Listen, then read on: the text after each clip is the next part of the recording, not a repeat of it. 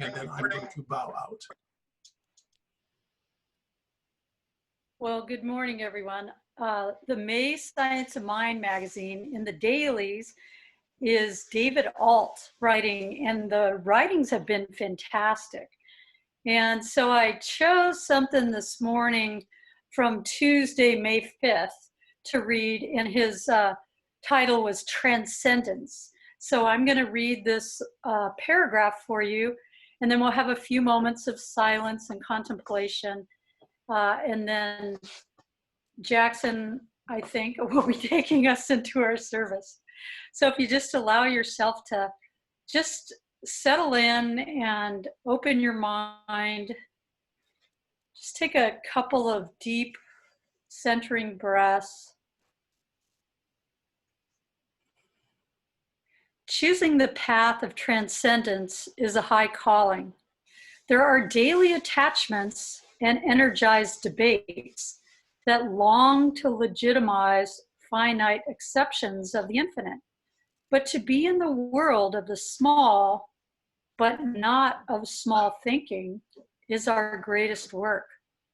To choose transcendence where there was bondage, unworthiness, and fear is to bring the nature of heaven to earth.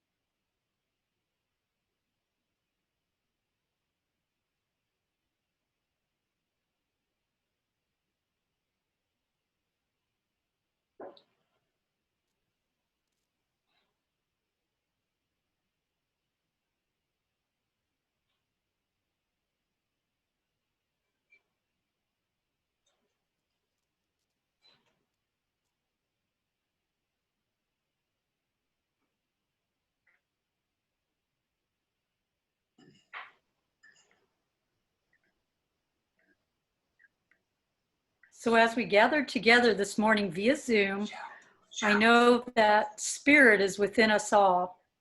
I know that as we let go of any small thinking that we are holding on to, that it just allows for greater opening and that transcendence of our higher calling. I know that we allow that one, that spirit of perfect peace, perfect health, and perfect life to flow through us, that we become even greater as humans. And I know this morning that our connection to each other is strong, even though it is through our computers.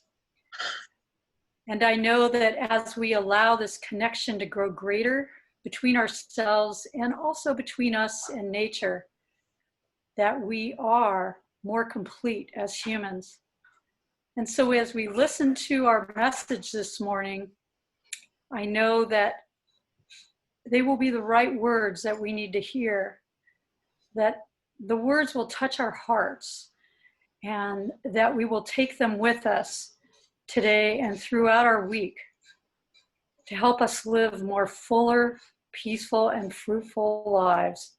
And so I allow this part of our service to unfold in its right and perfect way. And so it is. How could anyone ever tell you you were anything less than beautiful?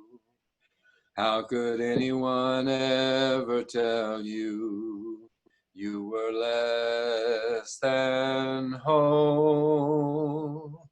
How could anyone fail to notice that your loving is a miracle? How deeply you're connected to my soul.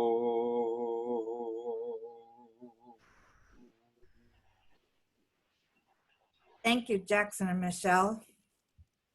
So today we have a guest on our church Zooming today. So, and we all know Dr. Scott Sattler and appreciate him greatly. And so I'm going to stop sharing the screen, and then I'm going to ask you to go up to the right-hand corner of your screen and put your put it on speaker view so that he will show up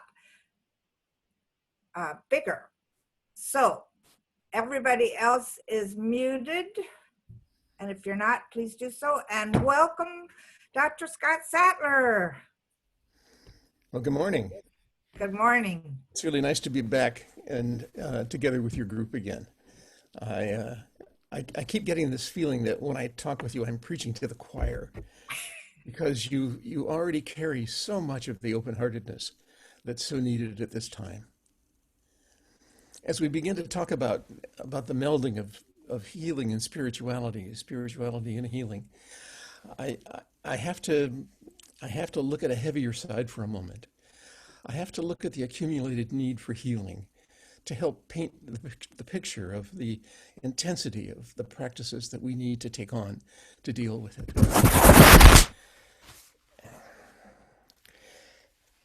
3 years ago, when the body politic started to change, the atmosphere of the country opened in a way that darkness became more visible.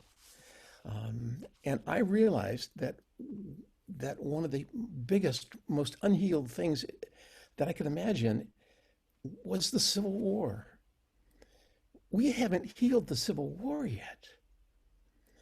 And I did some homework and found out that Abraham Lincoln, who masterminded the whole process of freeing the slaves, he was assassinated 5 days after the surrender of Lee at Appomattox. He had no opportunity whatsoever to bring about reparation. And so the healing of the South, which was so dependent upon cotton, because you couldn't have big plantations profitably without having slave labor, and now that wasn't going to be anymore, and so there had to be a whole change of economy that was never taken on, and the damages of the war continue to fester now generations later. There's a lot of healing to do with this. The Vietnam War still needs healing. I've talked to the Vietnam vets to get a sense of that. The effects of Waco, Texas, the Davidian commune burning, still need healing in the hearts of many. Our healthcare system needs healing. Our oceans need healing. Fish trying to breathe plastic doesn't work very well. Our planet's air needs healing. Do you know that most people have a wrong picture of the nature of our atmosphere? If you look at an apple and you consider the skin to be the atmosphere, that layer of skin on the apple is bigger proportionally than the layer of the atmosphere on the earth. And that's what protects us from being Mars or being the moon. We have to heal the air. The earth needs healing. Nuclear meltdowns, fracking, contaminated water, oil spills. I'm not going to go on. The body politic and the electoral college especially need healing. The subjugation of women's rights to control their own reproduction and their own bodies, that needs healing. Our roads, our bridges, our anachronistic consumption of fossil fuels, that needs healing. Our public schools, our higher educational systems, and daycare itself. The list goes on and on and on. And then came COVID-19. It's so clear, as we've had these days to think, that we've come into a healing time. We've come into a healing time. We've come into a healing time. We've come into a healing time. We heal with our hearts. We heal with our hands. We heal with our songs. We heal with our love. Yeah, yeah, yeah. We've come into a healing time. We've come into a healing time. We've come into a healing time. We've come into a healing time. Join me. We heal with our hearts. We heal with our hands. We heal with our songs. We heal with our love. Yeah, yeah, yeah. We've come into a healing time. We've come into a healing time. We've come into a healing time. We've come into a healing time. We heal with our hearts. We heal with our hands. We heal with our songs. We heal with our love. Yeah, yeah, yeah, yeah. On the physical plane, individual effort seems like little drops in huge buckets. On the mental plane, absorbing the scope of all this, even absorbing the scope, is simply overwhelming. So where do we start? How do we prioritize? How do we approach this huge healing need? I mean, there's an old saying that says when you're up to your arse in alligators, it's hard to remember your intention was to drain the swamp. And we are up to our buns in alligators. Our minds have trouble maintaining focus and triaging. And that brings us to the spiritual plane. Robert Frost, an American poet laureate, actually the only poet laureate ever to hold that position 4 times.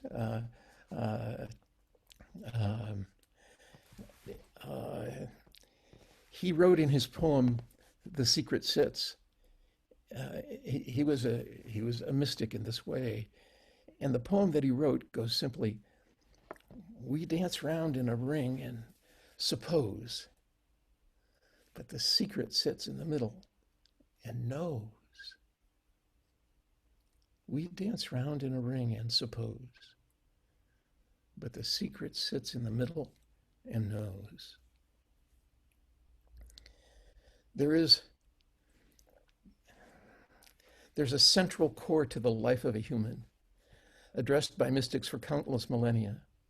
Some call it our intuition, some call it our Buddha nature, some call it the Great Spirit, Wakantanka. Some call it the Spirit of the Living Christ.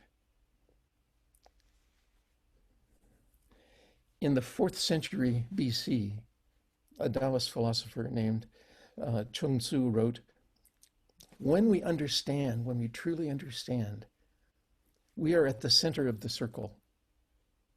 And there we sit, while yes and no chase each other around the circumference. So how do you find the center of the circle? How do you find the secret that sits in the middle and knows?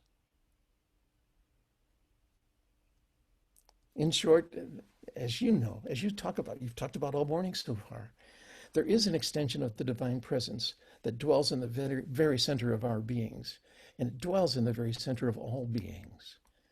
It serves as our nearest and dearest friend if we pay attention to it and seek its attention and seek its guidance. It will help us find our path through this quagmire if we but invite it to do so. And we have to follow its guidance, or we have to test following its guidance. And if we test it and we find out it works, then we keep on doing it. And if we think it doesn't work, keep testing. Put the little don't works on a shelf and keep looking at them every once in a while. And sometimes years later you realize, it really did work. I didn't see it, but it worked. Its presence is part of our birthright. It's really hard being a human. And part of a concession prize for to be limited to the physical body is this built-in spiritual GPS. It's a homing system. It shows us where home is. It shows us the presence of the divine that lives and calls and breathes us and will give us the guidance that we need.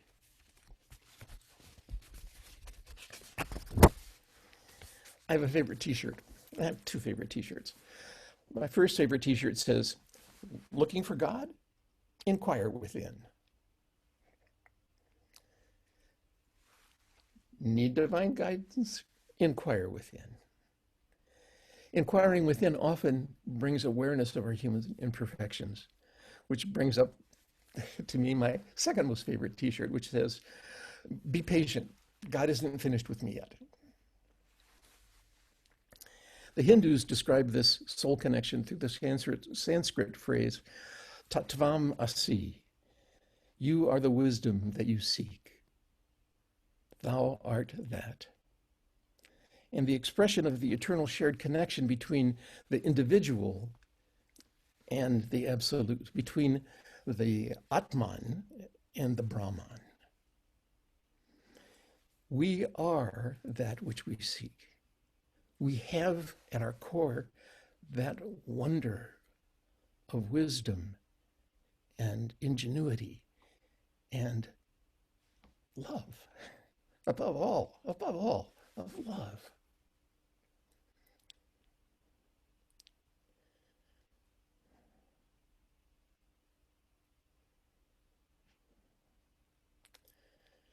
Our souls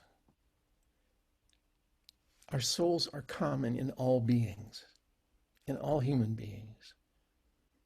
Lots of things make it so that we don't pay attention to them and we act in ways that make our souls sorrow. But God doesn't make junk. We are extensions of the divine. There is nobody that is junk. Ramana Maharshi, he was asked once by one of his students, so how do we deal with others? And his reply was, there are no others. One of my teachers, a man named Hazrat Inayat Khan, let me find it here.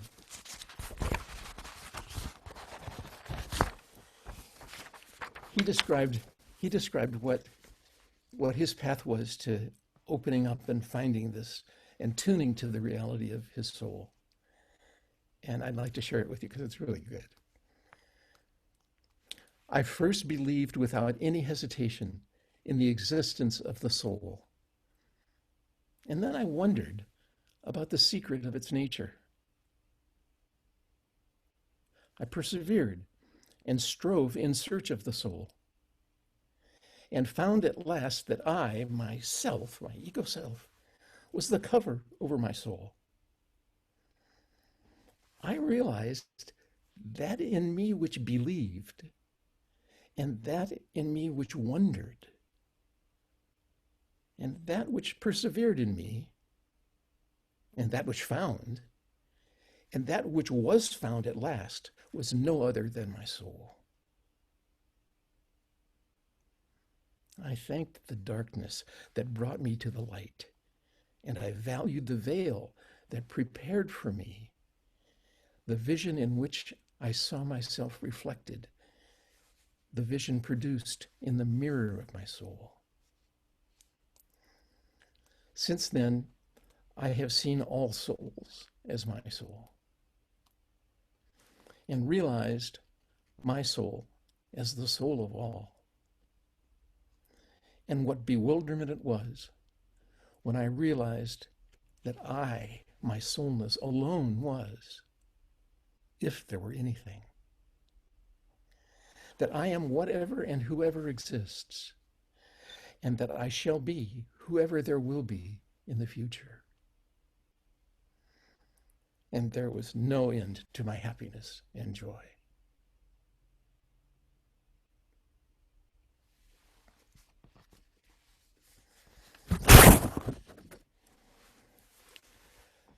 So, what does the communal soul have to say about all of this? Actually, the Master Jesus spoke directly to this, as you guys know, that he spoke to this exact question. When asked about the most important course folks needed to pursue to bring their souls joy and peace, he told them to be of love.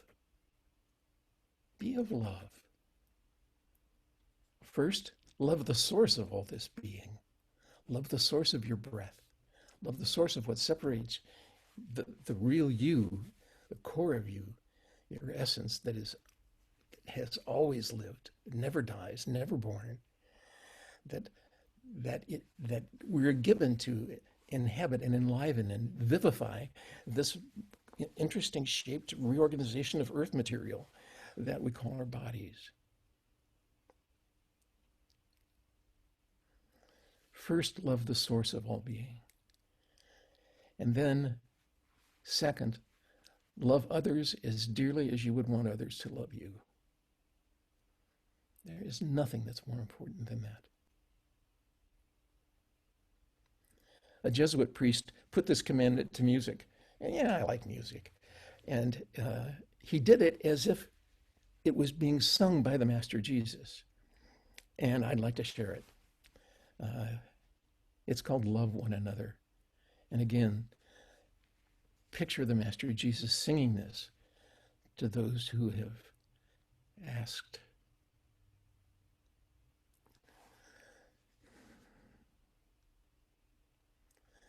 Love one another as I have loved you. Care for each other, I have cared for you. Bear each other's burdens, heal each other's wounds, and so you will know my return. Just love one another as I have loved you. Care for each other, I have cared for you. Bear each other's burdens, heal each other's wounds, and so you will know my return. Please join if you're drawn to. Love one another as I have loved you. Care for each other, I have cared for you. Bear each other's burdens, heal each other's wounds, and so you will know my return.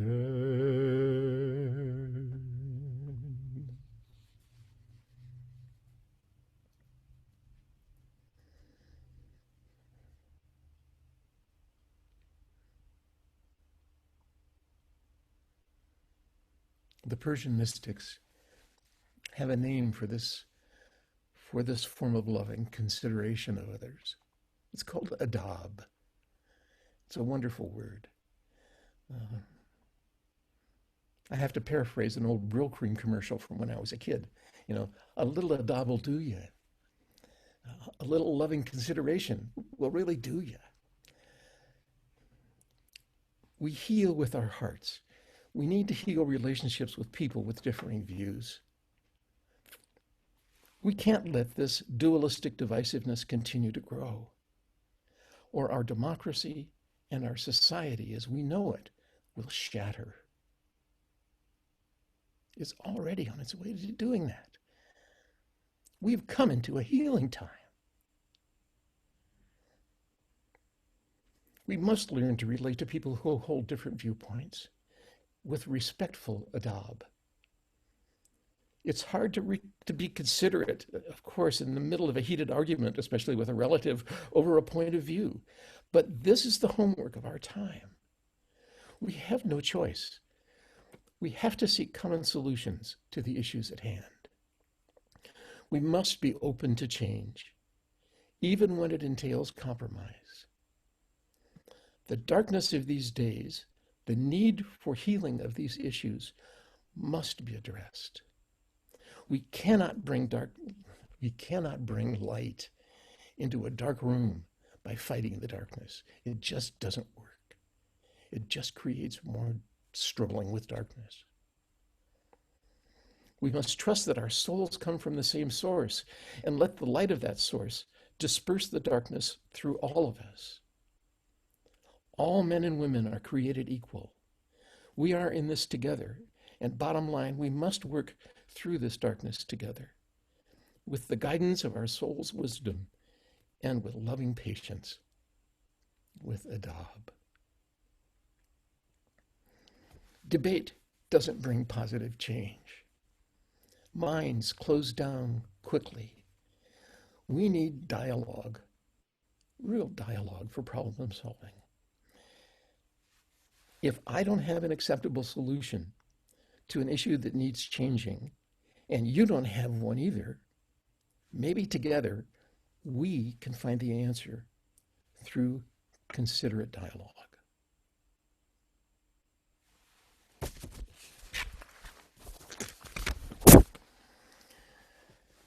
During the Vietnam era, I still remember it well, Educators for Social Responsibility produced a paper on the difference between dialogue and debate. You can find it simply by Googling comparison of dialogue and debate. Those words, push the button and it'll be there. This paper resonated with me, and I've kept a copy of it ever since. I've shared it with you before, 3 or 4 years ago, and I'd like to share it with you again. We need to think about this on a daily basis.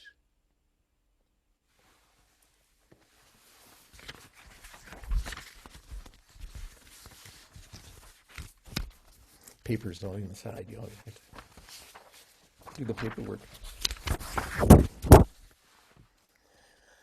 Comparison of dialogue and debate.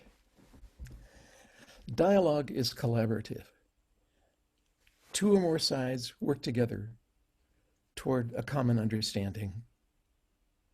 In debate, it's oppositional. 2 sides oppose each other and attempt to prove each other wrong. Sound familiar? We all do it.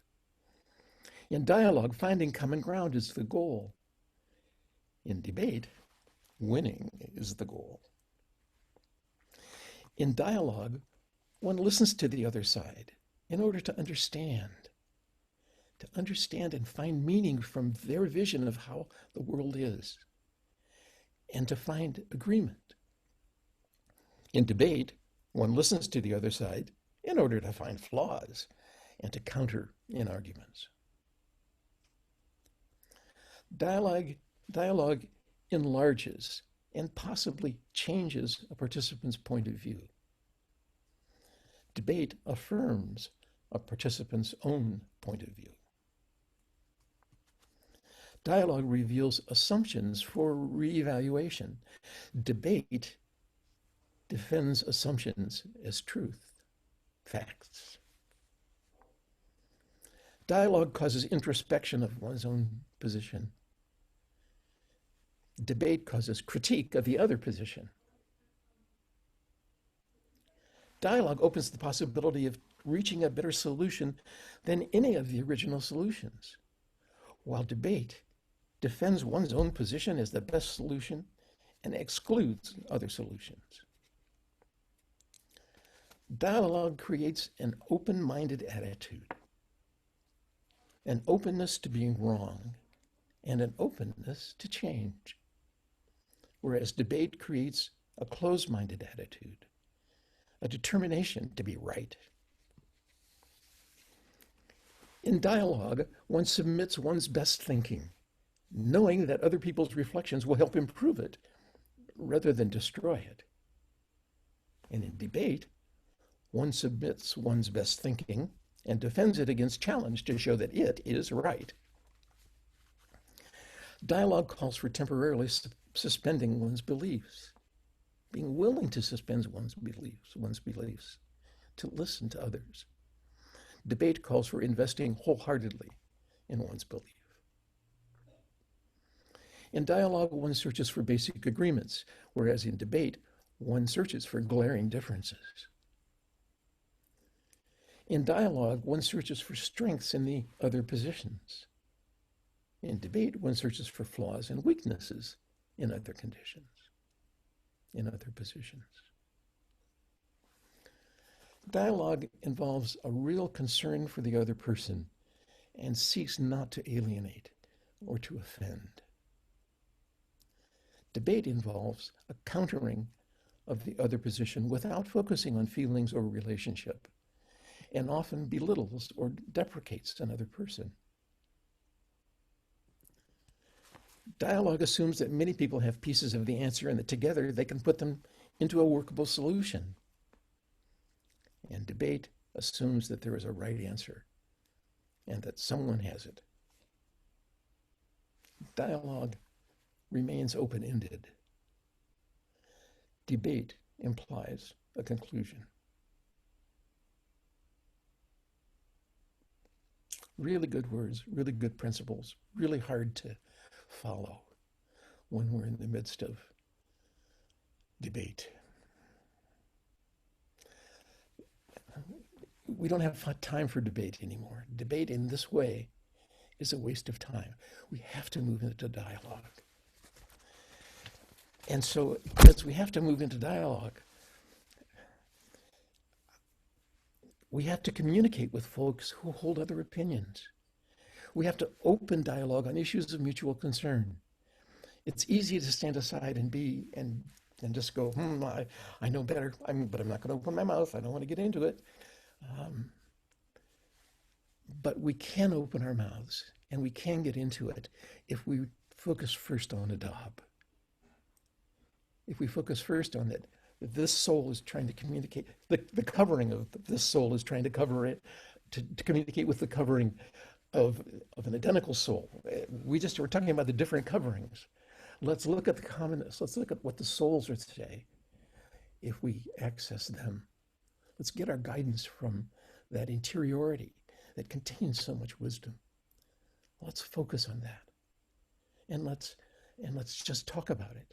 Let's talk about it as people who are capable of loving that entity, of loving the source that makes us who we really are, that generates the secret that sits inside and knows.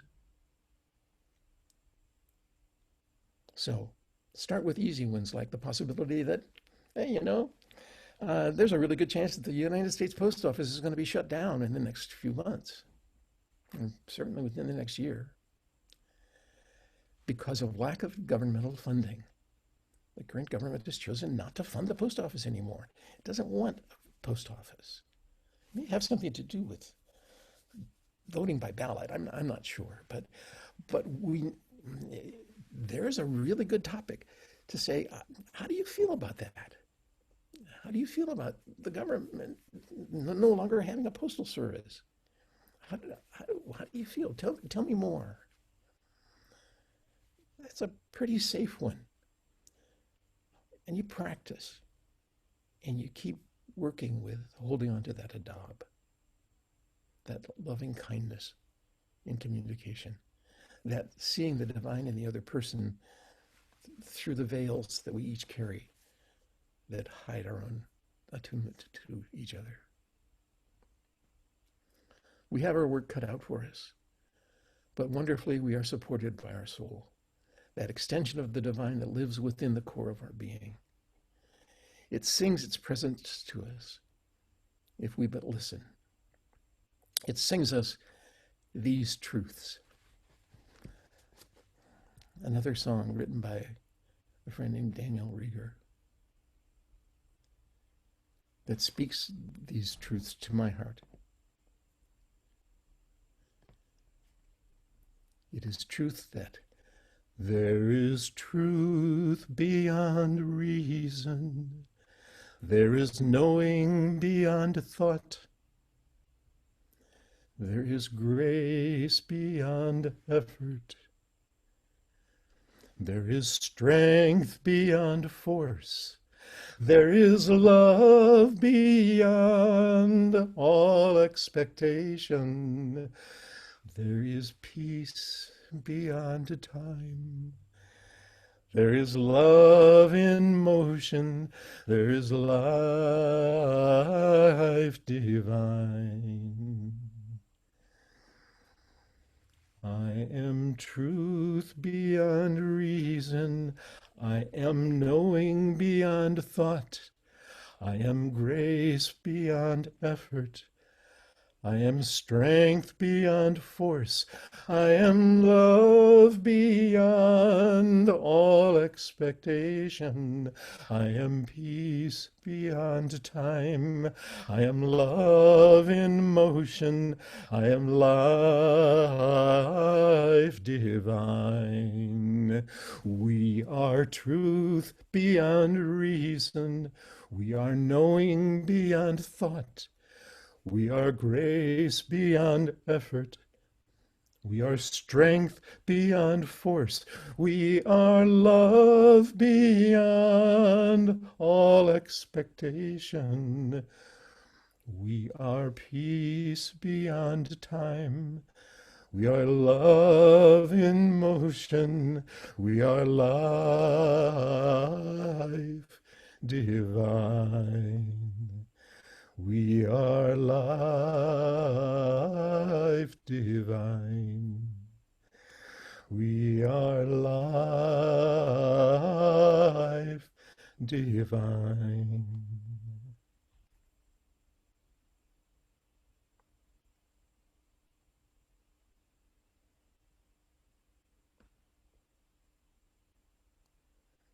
That's who we are. And we need to remind ourselves and each other that that's who we are. And we need to do it now.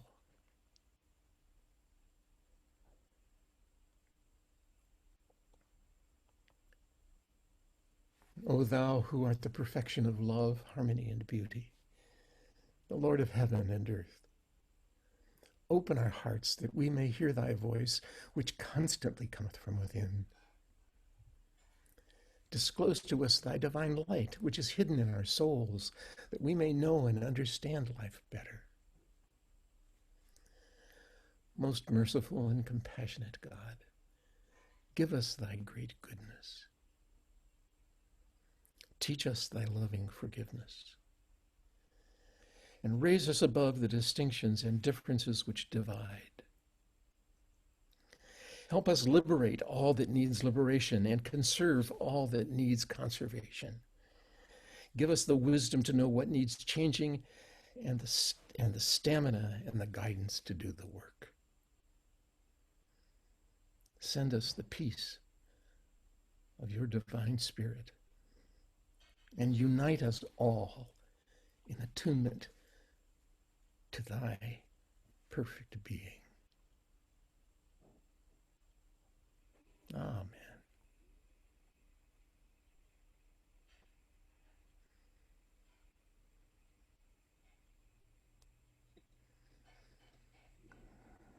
Thank you. Thank you for letting me share with you. Thank you very much, Dr. Sattler.